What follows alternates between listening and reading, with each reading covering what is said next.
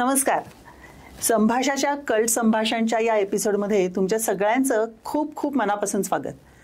मागच्या एपिसोडमध्ये आपण राधा सत्य की संकल्पना या विषयावरती राधेच्या एकूणच ऐतिहासिक म्हणजे राधेबद्दल एक ऐतिहासिक आढावा आपण सगळा घेतला होता. आणि त्याच वेळेला आपण असं म्हणालो होतो की आपल्याला महाराष्ट्रातल्या परंपरेतल्या राधेच्या प्रतिमेबद्दल अजून समजून घ्यायला आवडेल. मागच्या एपिसोडला तुमच्या सगळ्यांनी खूप भरभरून प्रतिसाद दिलाय, त्याबद्दल तुमच्या सगळ्यांना मनापासून धन्यवाद. आणि आज आपल्या विनंतीला मान देऊन पुन्हा एकदा आमचे डेक्कन कॉलेजमधले प्राध्यापक गोपाळ जोगे सर आपल्याबरोबर आलेले आहेत. नमस्कार सर, तुमचं मनापासून स्वागत. आणि सगळेच तुमच्याकडून राधेबद्दल आणि राधेच्या महाराष्ट्राच्या परंपरेमधल्या प्रतिमेबद्दल किंवा त्याच्या ऐतिहासिकतेबद्दल समजून घ्यायला खूप उत्सुक आहेत. तर कधीपासून आपल्याला महाराष्ट्राच्या परंपरेमध्ये राधेचं प्रतिमा आपल्या सगळ्या साहित्यामध्ये दिसायला लागलेली दिसते? साधारण असं दिसतं की राधा हे जे व्यक्तिमत्व आहे, जिचा कृष्णाशी आपल्याला संबंध दिसतो किंवा भारतीय भक्ती परंपरेमध्ये राधेची प्रतिमा ही खूप मोठी प्रतिमा आहे. महाराष्ट्राच्याच संदर्भात जर विचार करायचा झाला तर गाथा सप्तशतीचा आपण उल्लेख करू शकतो की जिथे प्रारंभिक राधेचे उल्लेख आढळतात. या संदर्भात काही विद्वानांचं असं म्हणणं आहे की गाथा सप्तशतीत राधेचा जो उल्लेख येतो तो कदाचित नंतरच्या काळामध्ये आला असावा, परंतु तरीही तो बराच ऐतिहासिक ठरतो. त्यासोबतच आपल्याला महाराष्ट्राच्या संदर्भात जर विचार करायचा झाला तर पद्मपुराणाच्या परंपरेतून राधेची जी दैवी प्रतिमा आहे किंवा राधेचा जो कृष्णाशी संबंध आहे तो बऱ्यापैकी महाराष्ट्राच्या सांस्कृतिक प्रवाहामध्ये मिसळलेला आढळतो. सर, पद्मपुराणाचं का स्पेसिफिक?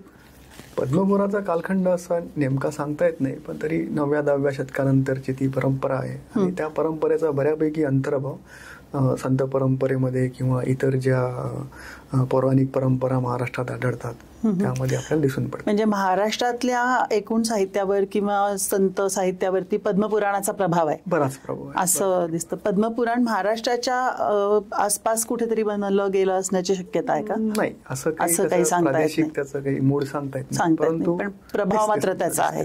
ओके, बरं. साधारण असं दिसते की 13व्या शतकापासून पुढे जर आपण संत परंपरा विचारात घेतली, ज्ञानेश्वर असो की नामदेव असो, हे जर प्रारंभिक संत घेतले तर या संतांच्या काव्यामध्ये आपल्याला किंवा अभंगांमध्ये राधेचं पात्र वारंवार आलेलं दिसते. विशेषतः भक्ती आणि भक्तीच्या अनुषंगानं ज्या प्रतिमा महाराष्ट्रातल्या संतांना जवळच्या वाटल्या त्याच्यामध्ये राधा हे सगळ्यात आवडीचं पात्र दिसते. जर आपण बघितलं समजा नामदेवांचे जर अभंग बघितले तर या अभंगांमध्ये ज्या गवळींनी नामदेवांनी रचलेल्या आहेत त्या गवळींमध्ये आपल्याला राधा ही एक दिसते. आणि एक विशेष गोष्ट जाणवते की 13व्या शतकापासून जी ही प्रतिमा दिसते राधेची, ती बऱ्यापैकी महाराष्ट्रामध्ये मोठ्या प्रमाणामध्ये इतरांनी सुद्धा वापरलेली दिसते. तिचा विस्तार होत गेलेला दिसतो, त्याचे तपशील नंतर हळूहळू आपल्या समोर येत गेलेले दिसतात. तर हे एक विशेष आपल्याला सांगता येतं. इतरांनी म्हणजे कोणी सर? म्हणजे अगदी 13व्या शतकापासून सुरू केलं तर याचा खरा विस्तार दिसतो आपल्याला संत एकनाथांच्या काव्यामध्ये दिसतो. कारण एकनाथांनी भागवताचं जे प्राकृत भाषांतर केलं किंवा प्राकृतमध्ये भागवत जे लिहिलं, एकनाथांचं भागवत हे पारंपरिक अर्थानं बघता येत नाही. एकूणच एकनाथांचा जो विस्तार होता किंवा एकनाथांचा जो अभ्यास होता ह्या परंपरेचा किंवा कृष्णाच्या आणि कृष्णलीलेच्या परंपरेचा, तो फारच वैशिष्ट्यपूर्ण होता. म्हणजे दख्खनच्या ज्या काही परंपरा होत्या आणि त्यासोबतच भागवत पुराणातून आलेल्या ज्या परंपरा होत्या किंवा हरिवंश पुराणातून आलेल्या ज्या परंपरा होत्या, या सगळ्या परंपराचा समन्वय आपल्याला एकनाथांच्या भागवतामध्ये दिसतो. आणि तिथे मग आपल्याला राधा हे जे पात्र आहे, या राधा या पात्राचा विस्तार झालेला दिसतो. आणि विशेषतः एकनाथांनी आपल्या अभंगांमध्ये राधा हे पात्र तर वापरलं आहेच आणि अतिशय तपशिलात वापरलेलं आहे. आणि त्यासोबतच आपल्याला भारूड आहे किंवा गोंधळ आहे या ठिकाणी या लोकपरंपरेच्या काव्यामध्ये सुद्धा एकनाथांनी राधा हे पात्र प्रभावीपणे वापरलेलं दिसतं. आणि अतिशय महत्त्वपूर्ण नोंदी आपल्याला दिसतात राधेच्या संदर्भातल्या. एकूणच महाराष्ट्राच्या सांस्कृतिक परंपरेला जे पोषक पात्र एकनाथांना वाटलं असेल तर ते राधा असणे शक्यता आहे, म्हणजे ते दिसतं आपल्याला. आपल्याला एखादं उदाहरण सांगता येईल का सर? एखादं उदाहरण सांगता येईल म्हणजे की जसं की आपल्या समोरच आहे की राधेचं पात्र सांगत असताना एकनाथ हे राधेची कथाच सांगतात.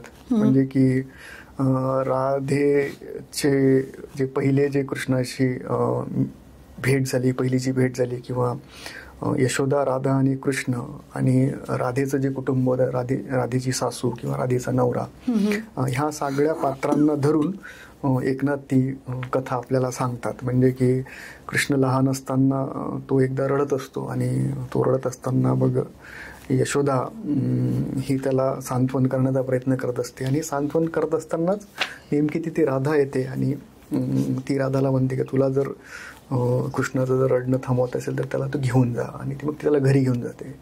आणि घरी घेऊन झाल्यानंतर कृष्ण हा मोठा होतो तिच्यासमोर. हो.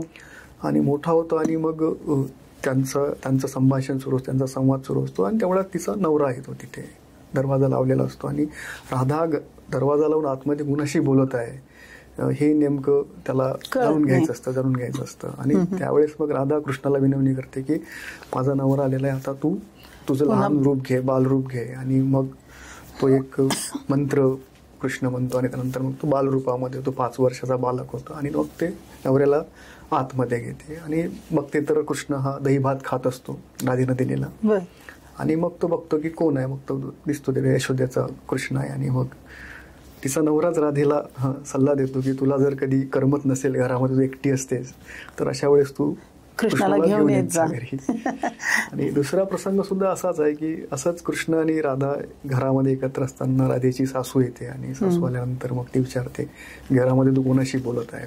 तर त्यावेळेस सुद्धा मग अशाच प्रकारे कृष्ण मोठा होतो आणि मग लहान होतो, सांगतो की अशा प्रकारे आपल्याला दिसतं की हा जो कथा विस्तार आपल्याला एकनाथाच्या अभंगांमध्ये दिसतो किंवा इतर साहित्य प्रकारामध्ये दिसतो, तोच धागा पकडून आपल्याला पुढे मग इतर पौराणिक परंपरांमध्ये सुद्धा आपल्याला हीच धागा किंवा हीच कथा पुढे विस्तारित होत असताना. मग हा सर संबंध त्यांनी देव आणि भक्ताच्या नात्याशी कसा काय जोडला? म्हणजे राधा हे एक भक्तीचं पात्र म्हणूनच सगळ्या संतांनी उभं केलेलं आहे.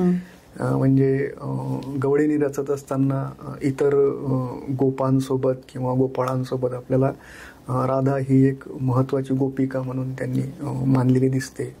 आणि संतांनी आपलं स्वतःचं व्यक्तिमत्व हे राधेच्या स्वरूपामध्येच दाखवण्याचा प्रयत्न केलेला आहे. किंवा भक्तीचा जो अत्युच्च जो भाव आहे, समजा त्यांचा जो भावनिक संबंध आहे असलेला कृष्णाशी जो संबंध आहे, तो त्यांनी राधेच्या प्रतिमेच्या माध्यमातून दाखवलेला दिसतो. अगदी तुकाराम असो किंवा बहिणाबाई असो किंवा इतर तत्कालीन काळातल्या जे काही, बहिणाबाई म्हणजे तुकारामांच्या शिष्या बहिणाबाई, तर त्यांना राधा हेच पात्र जास्त जवळचं वाटलं की जेणेकरून त्यांना त्यांच्या भावना मोकळेपणानं व्यक्त करता येईल किंवा तशा प्रकारची मोकळी घेऊन त्यांना आपलं जे कृष्णाबद्दलचं जे काही प्रेम आहे किंवा विठ्ठलाबद्दलचं प्रेम आहे ते दाखवण्यासाठी त्यांना हे पात्र जास्त जवळचं वाटलं.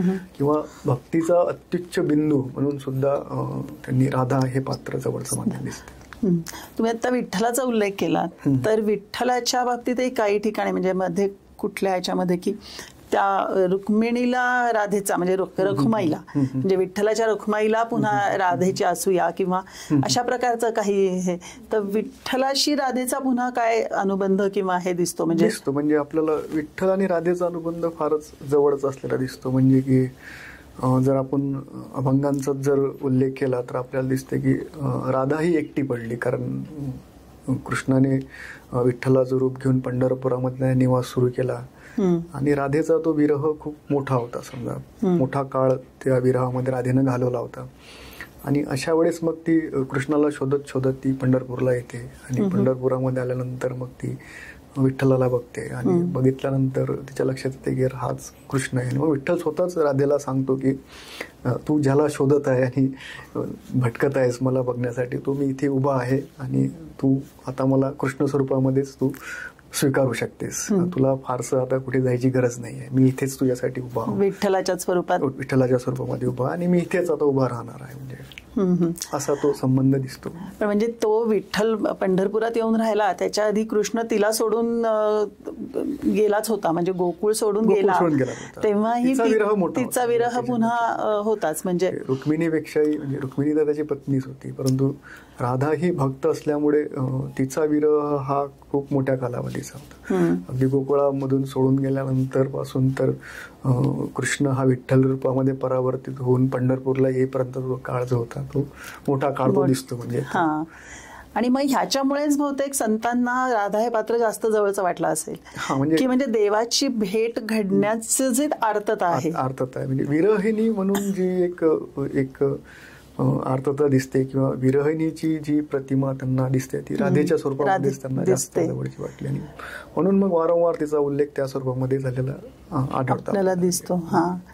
सर, आणि बाकीच्या पण म्हणजे आपल्या लोकसाहित्यामध्ये म्हणजे जात्यावरच्या ओव्या असतील किंवा अशा प्रकारची जी स्त्री गीतं असतील तर त्याच्यामध्ये मग राधेचं स्वरूप आपल्याला दिसतं का? दिसतं. म्हणजे अगदी आपण जर रामकृष्ण गोपाळ भांडारकरांचा जर संदर्भ घेतला तर आपल्याला असं दिसते की जे पशुपालक आणि गोपालकांचे जे काही समूह होते ही वेगवेगळ्या ठिकाणावरून स्थलांतर करत होते. याला खूप ऐतिहासिक पदर आहेत. समजा विशेषतः आभीर आहे, अहिर आहे, गवळी आहे किंवा डवरी गोसावी समाज आहे, नाथ डवरी समाज आहे. ह्या सगळ्या स्थलांतरित समूहांमध्ये, भटक्या समूहांमध्ये आपल्याला राधा हे पात्र फार प्रभावी दिसतं. म्हणूनच भांडारकर म्हणतात की राधा ही जी आहे ही आभीर समाजाची किंवा अहिर समाजाची कुलदेवी असावी आणि तिच्या माध्यमातूनच कदाचित महाराष्ट्रामध्ये राधेचा प्रवेश झाला असावा. याचा निश्चित आपल्याकडे असा काही प्रत्यंतर पुरावा नाही आहे, परंतु ह्याला काही अप्रत्यक्ष असे काही आपल्याला संदर्भ आढळतात. जसं की जर आपण समजा इसवी सनाच्या 4थ्या शतकापासून पुढे जर बघितलं तर महाराष्ट्रामध्ये अशी एक मोठी कृष्ण चरित्राच्या शिल्पांची परंपरा आढळते, अगदी वाकाटक कालखंडापासून पुढे. ह्याचा संबंध बऱ्यापैकी ह्या सगळ्या परंपरेशी असण्याची शक्यता आहे. त्यासोबतच आपल्याला सातवानुत्तर कालखंडामध्ये आभिरांचं राज्य आपल्याला उत्तर महाराष्ट्रामध्ये दिसते आणि हा उत्तर महाराष्ट्र जर आपण जर बघितला तर तो परत खानदेश, त्याला कान्हा देश पण म्हटलेला आहे किंवा मग तिथे बोलली जाणारी भाषा जी अहिराणी भाषा, तर त्याचाही संबंध आपल्याला अहिर समूहाशी दिसतो किंवा अहिर समाजाशी दिसतो. तर ह्याचा कुठेतरी संबंध राधा या पात्राशी आहे. आभीर गीतांमध्ये जे राधा जे दिसते समजा, म्हणून मग लोकपरंपरेमध्ये किंवा लोकसाहित्यामध्ये किंवा लोकगीतांमध्ये जे राधेचं पात्र दिसतं हे ह्या परंपरेतून विकसित झालं असण्याची शक्यता आहे. म्हणून मग आपल्याला काही अंगाई गीतं असेल किंवा जात्यावरची गाणी असतील किंवा इतर जे स्त्रियांचे गीत प्रकार दिसतात त्या गीतांमध्ये आपल्याला राधा हे पात्र आढळते आणि फार वैशिष्ट्यपूर्ण आहे. म्हणजे आपण जर ह्याचा जर तपशील बघितला तर आपल्या लक्षात येते की महाराष्ट्रामध्ये ह्या दोन एक परंपरा दिसतात. एक म्हणजे की संत परंपरेतून राधा या पात्राचं होत गेलं उन्नयन, भक्त म्हणून असलेली राधा, आणि हळूहळू राधा या पात्राशी जोडल्या गेलेल्या काही दैवी संबंध किंवा तिचे दैवी स्वरूपाच्या संदर्भातल्या काही गोष्टी, ही एक परंपरा आढळते. आणि राधा एक स्त्री पात्र म्हणून किंवा राधा एक प्रभावी स्त्री म्हणून जे आपल्याला उन्नयन होत गेलेलं दिसतं राधेचं, ते आपल्याला लोक परंपरामध्ये जास्त आढळते. आणि त्याचा कुठेतरी समन्वय आपल्या महाराष्ट्राच्या परंपरेमध्ये, सांस्कृतिक परंपरेमध्ये आलेला दिसतो. म्हणजे संत परंपरेतून उभी राहिलेली राधा आणि लोक परंपरेमध्ये उभी असलेली राधा, ह्या दोघांचाही संवाद आपल्याकडे होत गेलेला दिसतो. आणि त्याचं आपल्याला मग दिसतं की जर आपण श्रीधर पंतांचं हरिविजय ग्रंथ जर बघितला तर या हरिविजय ग्रंथामध्ये सुद्धा आपल्याला परत तोच भाग दिसतो की भागवत किंवा हरिवंश पुराण ह्या ज्या 2 प्रभावी परंपरा होत्या, ह्या 2 प्रभावी परंपरांसोबतच श्रीधरपंत ह्या स्थानिक परंपरांतून आलेली जी राधा आहे, त्यातून आलेलं जे कृष्ण चरित्र आहे ते आपल्या हरिविजय ग्रंथामध्ये सामावून घेत असताना राधा हे पात्र ते उभं करतात. म्हणजे त्या ग्रंथातला पूर्ण 8वा अध्याय जो आहे हा पूर्ण 8वा अध्याय राधेच्या कथा संबंधीचा आहे. आणि त्याच्यामध्ये येणारे एक संदर्भ सुद्धा फार आश्चर्यकारक आहे. म्हणजे की श्रीधरपंतांना जयदेव माहित होता आणि जयदेवाने जे राधेचा आणि कृष्णाची जी कथेचा विस्तार केलेला आहे ती कथा महाराष्ट्रामध्ये आणतात श्रीधरपंत. आणि मला वाटतं की हा फार महत्वाचा भाग आहे आणि हे एक महत्वाचं ऍडिशन आहे राधेच्या संदर्भात. राधेचा जो भक्ती परंपरेमधलं जे स्थान आहे ते स्थान एक वेगळ्याच उंचीला त्यामुळे पोचतं. आणि लोकसाहित्यामध्ये जी राधा दिसते त्याचा पण प्रभाव आपल्याला श्रीधरपंतांच्या काव्यामध्ये झालेला दिसतो किंवा त्यांच्या कथेमध्ये आलेला दिसतो. आणि विशेष म्हणजे हे मग आपल्याला समन्वय नेमका कुठं आढळतो समजा काव्य परंपरेमध्ये किंवा साहित्यामध्ये, तर मग आपल्याला दिसतं की महाराष्ट्राची जी शाहीर परंपरा आहे, होनाजी बाळा असेल किंवा राम जोशी असतील किंवा प्रभाकर असेल, समजा हे सगळे जे 18व्या शतकातील जे कवी आहेत, प्रभावी कवी होते. आपण थोडं फार वेगळ्या दृष्टीने बघतो, परंतु भक्ती काव्य परंपरेतून जे एक महाराष्ट्राचं जे एक सांस्कृतिक अधिष्ठान निर्माण झालं होतं त्या सांस्कृतिक अधिष्ठानाला पूरकच ह्या शाहिरांचे काव्य दिसतात. म्हणजे त्यांचे पोवाडे असो किंवा त्यांचे जे लावण्या त्या सगळ्यांमध्ये राधा हे पात्र अतिशय मोकळेपणानं आले दिसते. म्हणजे राधेबद्दलचा जो काही लोकपरंपरातला जो काही भाव होता किंवा लोकपरंपरामध्ये राधेचं जे काही चरित्र होतं ते अतिशय मोकळेपणानंतर मग ह्या शाहिरी काव्याच्या माध्यमातून मग परत ते आपल्याला दिसते. पण त्याचे धागे एकमेकाशी जोडलेले आहे. म्हणजे संत परंपरेपासून सुरू झालेला हा धागा आपल्याला 18व्या शतकापर्यंत आलेला दिसतो. आणि त्यातून मग ते राधेचं पात्र इथल्या सांस्कृतिक परंपरेमध्ये कसं मुरलेलं आहे ते आढळून येते. आपण मागच्या वेळेला हे बोललो होतो की लावणी किंवा बतावणी आणि ह्या सगळ्याच्या वेळेला जे राधेचं महत्व आहे की ती एक पोक्त स्त्री म्हणून येते आणि तिला सगळ्या गोष्टीचं ज्ञान आहे किंवा ती खरी मार्गदर्शिका आहे, ती सगळ्या संकटातून मार्ग काढणारी आहे, ती योग्य वेळी योग्य सल्ला देणारी आहे, काय करू नये आणि काय करावं याबद्दलचं दिशादर्शन करणारी व्यक्तिमत्व आहे. हे सगळं आपल्याला त्या परंपरेमध्ये दिसते समजा. पण म्हणजे सर ह्या सगळ्या गोष्टींकडे बघितलं तर राधा ही आपल्या परंपरेमध्ये म्हणजे महाराष्ट्राच्या परंपरेमध्ये ही एक मनुष्य रूपातलीच दिसते. म्हणजे तिचं दैवतीकरण त्या खाली झालेलं दिसत नाही. पण मग आपण मागच्या वेळेला असं बोललो होतो की कुठे कुठे आपल्याला तिचं दैवतीकरण झालेलं दिसतं आणि महाराष्ट्राबाहेर म्हणजे उत्तरेकडून पुष्कळच मोठ्या प्रमाणावरती तिचं दैवतीकरण जे आहे. आपण जर बघितलं समजा तर जे काही महाराष्ट्रामध्ये उत्तर मध्य काळामध्ये जे सांस्कृतिक आदान प्रदान होत होतं, म्हणजे जसं 17व्या शतकामध्ये आपल्याला काय दिसतं की जसा जसा मराठी सत्तेचा विस्तार होत गेला विशेषतः 18व्या शतकामध्ये तसतसा आपल्याला उत्तर भारतीय परंपराशी संबंध येत गेला दिसतो. विशेषतः जर आपण नागपूरकर भोसल्यांचा जर विचार केला तर आपल्याला असं दिसते की पूर्व भारताशी आपला चांगला संबंध आला आणि त्या माध्यमातून ह्याच काळामध्ये आपल्याला राधेचं दैवतीकरण पूर्व भारतामध्ये पूर्ण रूपामध्ये विकसित झालेलं होतं. मथुरा आणि मथुरेच्या आसपासमध्ये म्हणजे तो व्रज जो प्रदेश व्रज ही जी भूमी दिसते समजा, या व्रजभूमीमध्ये राधेचा जो संप्रदाय आहे तो बऱ्यापैकी प्रभावीपणे निर्माण झाला होता.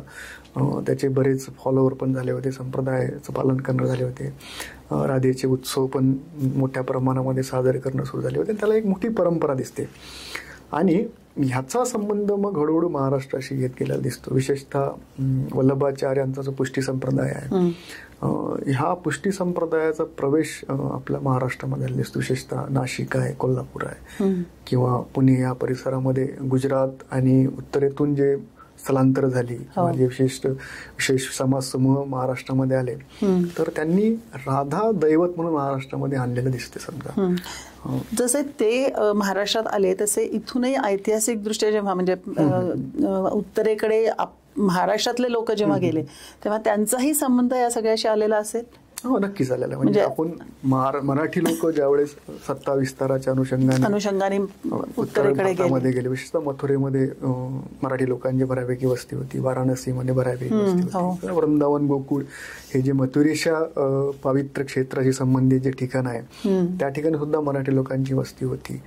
तर साहजिकच आहे की त्या सहसंबंधातून परत राधा ही रिव्हर्स म्हणजे पद्धतीनं महाराष्ट्रामध्ये प्रवेश करताना दिसते आणि त्या माध्यमातून मग महाराष्ट्रामध्ये राधेच्या दैवतीकरणाचा जो प्रवाह आहे त्याचा प्रवेश झालेला दिसतो. म्हणजे मग राधा कृष्ण हे जे एक द्वैत आहे समजा किंवा राधा कृष्णामधलं जे अद्वैत आहे आणि त्यातून जे एक दैवी परंपरा महाराष्ट्रामध्ये प्रवेश करती झाली तर तो भाग आपल्याला दिसतो.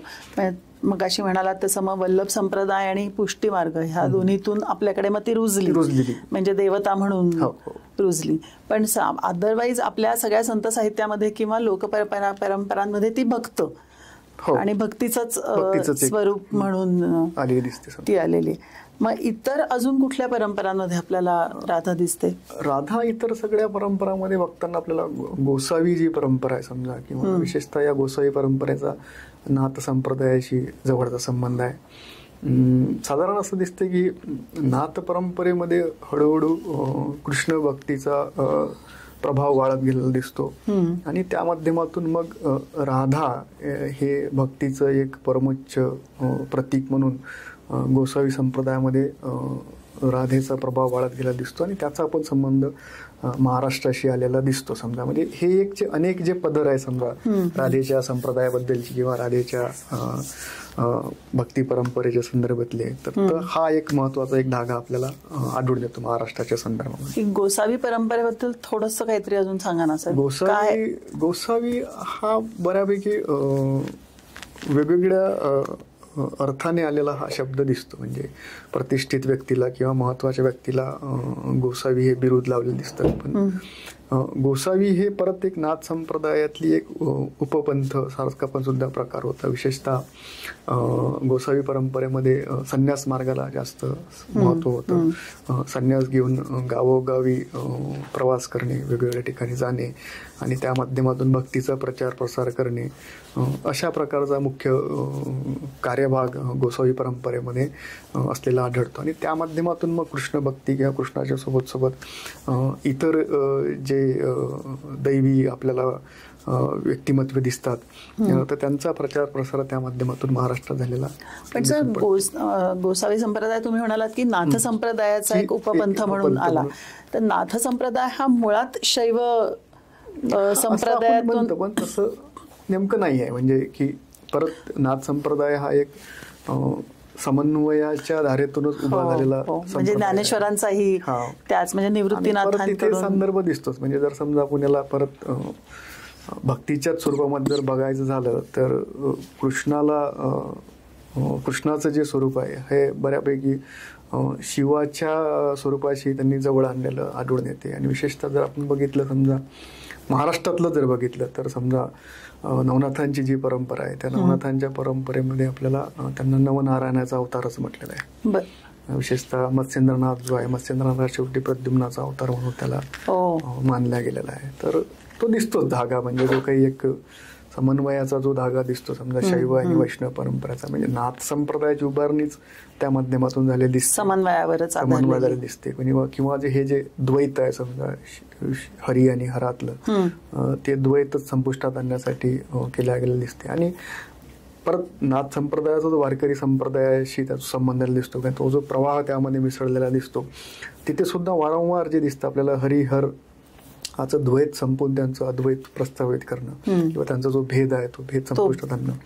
तर तो धागा परत आपल्याला विकसित झालेला दिसतो. तो कदाचित ह्या गोसावी संप्रदायाचा महत्वाचा योगदान. आणि मग एका पातळीवरती जसं हरिहराचं द्वैत संपवलंय तसंच इकडे राधाकृष्णाचं द्वैत संपवलेलं दिसतं. मागच्या आपण आपल्या पॉडकास्टमध्ये चर्चा केली होती की कृष्णासोबत राधा जी आहे समजा ही राधा ज्या समान पातळीवर चालते आणि समान पातळीवर नंतर मग हळूहळू आपल्याला दिसते की एकीकडं कृष्ण हा एक प्रभावी दैवत म्हणून उभा होता, त्यासोबत राधा पण तेवढंच प्रभावी दैवत म्हणून उभं झालेलं दिसते. आणि मग तिचा स्वतंत्र संप्रदाय उभा होतो, तिच्या सांप्रदायिक परंपरेमध्ये परत तंत्र किंवा तांत्रिक परंपरा उभी झालेली दिसते. हे एक महत्वाचं आपल्याला. पण मग अशा प्रकारचा समांतर संप्रदाय हा महाराष्ट्रामध्ये राधेचा दिसतो का? महाराष्ट्रामध्ये असे फारसं नाही आढळत. म्हणजे तांत्रिक परंपरेतून आलेली जी राधा आहे तिचा फारसा आपल्याला महाराष्ट्रामध्ये संबंध दिसत नाही. परंतु एक दिसते की भक्ती म्हणजे काय, तर भक्तीच्या संदर्भात असं म्हणते की जो कोणी भक्त असेल त्याला राधेची बाधा झाली असं सांगितलं जातं. म्हणजे आणि एकदा राधेची बाधा झाली की तो माणूस त्या बाधेपासून दूर जाऊ शकत नाही. त्याचा एक शेवटचाच एक पर्याय त्याच्या पुढे उरतो की तिच्या पुढे उरतो, ते म्हणजे की त्या दैवत स्वरूपामध्ये स्वतःला विलीन करून टाकणं. तर राधा हे परत विलिनीकरणाची जी काही समजा एक प्रतिमा आहे त्या प्रतिमेला जवळ देवामध्ये एकरूप होण्यासाठीच जे माध्यम आहे राधा एक माध्यम असण्याची शक्यता आहे. म्हणून एकनाथच्या अभंगामध्ये जे आपल्याला राधा हे पात्र दिसतं तर तेच स्वरूपामध्ये आलेलं दिसते की पूर्णपणे विलीन होणे किंवा विलीन होऊन मग अशा प्रकारची भक्ती करणे. म्हणजे आपण मगाशी म्हणलो तसंच की भक्तीचा एक अत्युच्च बिंदू म्हणजे राधा असणं आहे. तुम्ही परवा बोलताना असंही म्हणाला होतात की ती एक विरहाचाच आहे, म्हणजे ती कायमच विरहिणीच राहिली. तो कृष्ण राजा होऊन निघून गेला आणि ती विरहिणीच राहिली आणि मग तरी पण ती जाऊन शेवटी त्याच्यामध्ये विलीन होते. म्हणजे त्याच्यामध्ये समजा की जे काही प्रस्थापित सामाजिक संकेत आहे त्या सामाजिक संकेतांना वेगळ्या अनुषंगाने उभं राहिलेलं पात्र आहे. समजा म्हणजे पती पत्नी असेल, बहीण भाऊ असेल, ह्या सामाजिक संकेताचं स्वरूप दिसतं आपल्याला. आणि त्या बाजूला एक कृष्ण आणि राधा ह्या दोघांचा असलेला एक संबंधाचा भाग दिसतो. आणि त्यासोबतच जे एक सामाजिक उतरण दिसते तो एक भाग सुद्धा आपल्याला राधा कृष्णाच्या संबंधामध्ये आढळून येतो. म्हणजे राधा ही कायम गोपिका म्हणूनच राहिलेली दिसते आणि कृष्णाचं स्वतःचं उन्नयन झालेलं दिसते की तो राजा होतो, द्वारकेला जातो, त्याचं स्थलांतर होतं, तिथे तो राजा म्हणून राज्य करायला लागतो. त्या तुलनेमध्ये आपल्याला राधेचं तसं काही उन्नयन झालेलं दिसत नाही. तिला स्वतःहूनच उभं व्हावं लागलं म्हणजे.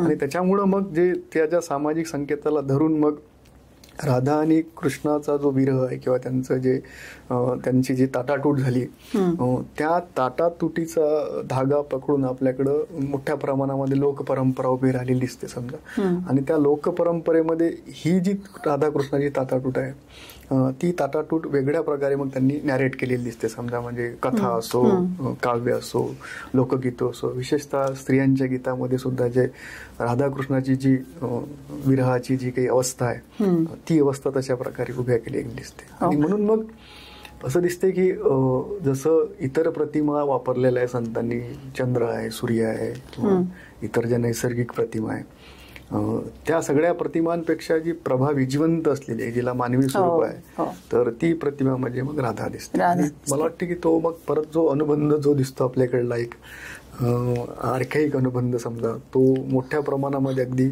आजच्या आपल्या काळापर्यंत सुद्धा येऊन ठेपलेला आढळतो. जसं कवी लोक चंद्राची उपमा वापरतात त्यासोबतच राधेची मोठ्या प्रमाणात वापरली, म्हणजे अगदी इतकी वापरल्या गेलेली की ती म्हणजे वापरू गुडगुडीत झाली. हो खरंय. म्हणजे अगदी पाडगावकरांच्या राधा कविता संग्रहापासून ते आजच्या म्हणजे अगदी नवीन कवींपर्यंत सुद्धा सगळेजण राधेचंच, म्हणजे जसं आपण हिंदी सिनेमा म्हणजे बॉलिवूडमध्ये जसं आपण राधेचं म्हणत होतो तसंच आजच्या साहित्यामध्येही आपल्याला दिसतं. एक मला छोटासा अजून थोडासा वेगळा पण संबंधितच की मीरा हे एक असंच भक्तीचं अगदी परम हे समजलं जातं, पण मीरेला कृष्णाची भक्त असण्याबद्दल खूप दूषणं सहन करावी लागली आणि म्हणजे तिला लोकापवाद आला ह्या सगळ्यासाठी. आणि राधेच्या वाट्याला मात्र तो आला नाही. म्हणजे दोघींची जवळजवळ परिस्थिती तीच होती. आणि मीरेनी तर कधी स्वतःला प्रेयसी नाही म्हणून घेतलं, तिथं कायम स्वतःला भक्तच म्हणत राहिली, तरी देखील तिच्या वाट्याला खूप लोकापवाद आला. आणि राधेच्या बाबतीत असं झालं नाही. ह्याचं काय कारण असू शकेल? असं नाही, म्हणजे राधेच्या बाबतीमध्ये सुद्धा आपल्याला लोकपोवाद आलेले दिसतात समजा. म्हणजे राधेचा स्वीकार पण असा काही समान पातळीवर झालेला दिसत नाही. त्याच्यामध्ये पण वेगवेगळे अपडाऊन्स दिसतात. म्हणजे की कशा प्रकारे राधा ही लोकसाहित्याच्या परंपरेमध्ये दिसते किंवा लोकगीतांमध्ये दिसते किंवा भक्ती परंपरेमध्ये जी राधा दिसते समजा. आणि राधा ही एक दैवत म्हणून उभं राहण्याची जी प्रक्रिया आहे त्याचे आपल्याला तानेबाने दिसतात. आणि तिथे मग ह्या सगळ्या परंपरांमध्ये राधा ही त्यांनी कशी बघितली याचा एक आपल्याला एक वेगळा प्रकार आपल्याला आढळून येतो. राधा ही वेगवेगळ्या काव्य परंपरेमध्ये कशी आली हे जर आपल्याला जाणून घ्यायचं असेल तर आपल्याला असं दिसतं की गवळणी हा एक महत्वाचा काव्य प्रकार दिसतो जिथे राधा हे एक महत्वाचं पात्र दिसते आपल्याला. तर यातले काही उदाहरणं आपण सांगू शकतो. जसं की एका गवळणीमध्ये असं म्हटलं गेलं आहे की राधा शोधे कृष्ण गोकुळी नाही दिसे. राधा शोधे कृष्ण गोकुळी नाही दिसे. श्यामाच्या आठवणी जीव तडमडला असे. इथे मग तोच दिसतो की विरह कृष्ण हा मथुरीला गेल्यानंतर राधा ही दारोदार कृष्णाला शोधत आणि तो काही तिला दिसत नाही. आणि मग त्याच्या आठवणीमध्ये तिचा जो विलाप आहे समजा तो विलाप मग विस्ताराने आलेला दिसतो. त्यासोबतच कधी कधी राधा हे पात्र आपल्याला काव्य परंपरेमध्ये मातृत्वाच्या भावनेनं आलेलं दिसते. आणि मग मातृत्वाच्या भावनेनं आलेलं जे पात्र होतं किंवा असतं तिथे मग परत अंगाई गीताच्या माध्यमातून आपल्याला मग राधा आलेली दिसते. आणि त्यातली एक फार महत्वाची नोंद दिसते. निंदिया एरे माझ्या कानया, निंदिया एरे माझ्या कानया, राधा वाटे तुला गोविंदा. राधा वाटे तुला गोविंदा. अशा प्रकारचं ते अंगाई गीत येतं की जिथे परत कृष्णाचं जे आळवणी आहे समजा ती केल्या गेलेली आपल्याला दिसून पडते. आणि इतर जर आपण बघितलं समजा की जसं की आपण जर एकनाथांचा जर अभंग आपल्या संदर्भासाठी घेतला तर ते जे एक मिश्किलपणा जो दिसतो राधा आणि कृष्णाच्या संबंधातला, कधी कृष्ण राधेची खोडी काढतो किंवा राधा कृष्णाची कधी खोडी काढतो आणि या दोघांच्या भांडणामध्ये यशोदेला वारंवार पळावं लागतं समजा. त्यातला एक प्रसंग एकनाथांनी फार चांगल्या प्रकारे वर्णन केलं आहे की एकदा कृष्ण खेळत खेळत जात असताना ती त्याचा चेंडू लपवते समजा. आणि मग त्या दोघांचा जो संवाद होतो कृष्ण आणि राधेचा, तो म्हणतो की हिने माझा चेंडू लपवलेला आहे. मग यशोदा तिथे येते, मग ती राधेवर रागवते, तुझ्याकडे असेल तर त्याला दे. आणि मग ते सगळं तो निर्या वगैरे ती अशा दाखवते, त्याला झटको झटकते आणि त्याच्यामध्ये मग तुझा चेंडू सापडतो. आणि मग ती सांगते याला, राधेला सांगते यशोदा की तू अशा प्रकारे खोड्या काढू नकोस. तर असा एक अभंग आहे. हासुनिया राधा बोले यशोदेशी, यहो हा चोर बोल विश्वासी, आन वाहतसे लटकीची मामीसे, याची या वचनी सर्वास विश्वासे, खोडी न करी ऐशी वाहे तू आन, गोरसा वाचुनी चोरी न करी तुझी आन, एका जनार्दनी बोले विनोदवानी, यशोदेस हासती गवळणी. तर असं दिसते. आणि परत एक दिसतं की कृष्ण जो आहे समजा गोकुळामध्ये असताना सगळ्या खोड्या करण्यासाठी जे त्याचं आवडतं घर जे होतं समजा ते राधेचं समजा. म्हणजे त्याला जर समजा दही दुधाची चोरी करायची असेल तर तो प्रेफरेबली राधेचं घर निवडायचा आणि तिथे तो जायचा, तो असं दिसते आपल्याला. त्याच्यानंतर आपल्याला इतर काही अभंगामध्ये सुद्धा आपल्याला फार सुंदर दिसते की जसं हा तो अभंग आहे तो, थुरकात थुरकत चालतू, राधिकेचे गळा मिठी घालितो, तयेसी चुंबन आवडी देतू, पाहता यशोदेसी मग रडतू, देई देई म्हणे चंडू आते, म्हणून आसडी निरिते, यशोदा म्हणे राधे परते, का गे रडविसी कृष्ण, राधिका म्हणे ऐका मामीसे. फार महत्वाचं आहे बरं इथे. म्हणजे राधेचं जे यशोदेशी जे नातं सांगितलंय महाराष्ट्राच्या परंपरेमध्ये मामी म्हणते त्याला. ते परत ते थट्टेचं नातं आहे, चेष्टीचं नातं. याचा चेंडू मजपासी नसे, हा क्रिया नष्ट बोले भलतेसे. ओके, चेंडू मजपासी नाही आणि तुमची असे. ओके, कृष्ण म्हणे झाडूनी चिर दावी, राधा झाडीता चेंडू पडिला लवलाही, म्हणे पाहे ओ माझे आई. तिच्यामध्ये मिळाला, चेंडू घेऊन आण वाही तो पाही. म्हणजे ही शपथ वगैरे घेऊन सांगत होती, चेंडू हिच्याकडेच निघाला.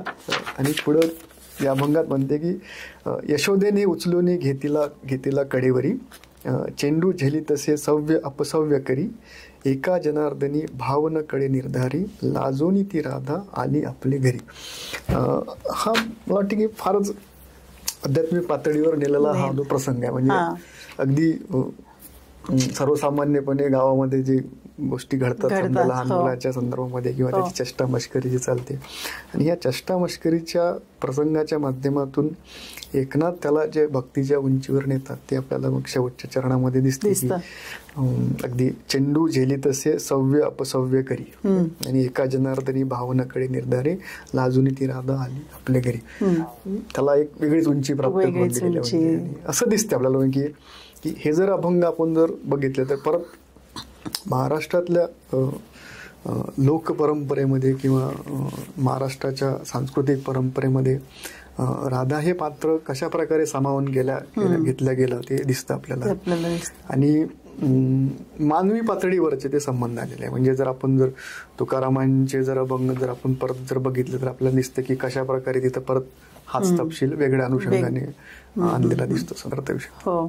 नामदेवांच्याही अभंगांमध्ये अभंगामध्ये सुद्धा आपल्याला बऱ्यापैकी अशाच प्रकारचं वर्णन आढळून येते. विशेषतः जर आपण जर बघितलं राधाविलास हा एक वेगळाच प्रांत नामदेवांच्या अभंगामध्ये आपल्याला दिसतो. म्हणजे राधाविलास अशाच नावाने त्यांनी म्हणजे रचना संपादित केलेल्या दिसतात. आणि त्याच्यामध्ये आपल्याला दिसतं की राधा आणि कृष्णाचा जो संबंध आहे समजा, तो संबंध त्यांनी बऱ्यापैकी विस्ताराने वर्णन केलेला आहे. आणि ते धागे आपल्याला पुढे मग महाराष्ट्राच्या इतर साहित्य परंपरामध्ये सुद्धा आढळतात. म्हणजे कथा परंपरेमध्ये आढळते, काव्य परंपरेमध्ये आढळते समजा. आणि प्रत्येक संतांनी कृष्णाची बालक्रीडा जी आहे ती बालक्रीडा यांना त्या प्रकारे आपल्या अभंगांमध्ये आणलेली दिसते. आणि तिथे राधा हे पात्र आहेच आहे. म्हणजे आणि त्या माध्यमातून मग त्यांनी ते राधा ही पात्राचा विचार करून त्यांनी वर्णन केलं दिसते. परत आपल्याला दिसतं की ही एक परत अभंग हा एकनाथाच्या परंपरेशी जोडलेला दिसतो. चेंडू देखून या यशोदा कोपली, म्हणे तये वेडी राधिकेसी, महानष्ट तुम्ही अवघिया गवडणी. ते तुम्ही खूप खासतात, माझा चक्रपाणी ब्रह्मचारी. इतुके ऐकुनी राधा ते चालिली, स्वगृहासी गेली आपुल्या, राधेची या मनी समजले पूर्ण, ब्रह्म सनातन श्रीकृष्ण हा. इकडे यशोदा घेऊनी हरिसी, गेली मंदिरासी नामा म्हणे. तर याच्यामध्ये सुद्धा आपल्याला हा जो धागा दिसतो, एकनाथांच्या कल्पनेचा विस्तारच केलेला, नामदेवाच्या कल्पनेचा विस्तार एकनाथांनी केला. एकनाथांनी त्याच विस्तार केलेला, वेगळ्या अनुषंगाने केलेला दिसतो. असं आपल्याला हे काव्य परंपरेमध्ये सगळीकडे दिसतं समजा. खरंय, आपण ह्या सगळ्या विषयांवरती बोलू तेवढं कमीच आहे. आणि पण आम्हाला हे सतत नवीन ऐकून घ्यायला, समजून घ्यायला खूप आवडेल. आणि कल्ट संभाषणच्या माध्यमातून आपला हाच प्रयत्न असतो की वेगवेगळ्या विषयांवरती आपण अभ्यासपूर्ण असं काहीतरी लोकांसमोर ठेवूया. तर पुन्हा आपण नक्की भेटूया. आणि म्हणजे जसं आपण राधेबद्दल बोललोय तसं अनेक लोकांकडनं अशी एक हे आलेली आहे की आम्हाला द्रौपदीबद्दल ऐकायला आवडेल, सीतेबद्दल ऐकायला आवडेल, किंवा महाभारतातल्या इतर काही स्त्री पात्रांबद्दल ऐकायला आवडेल.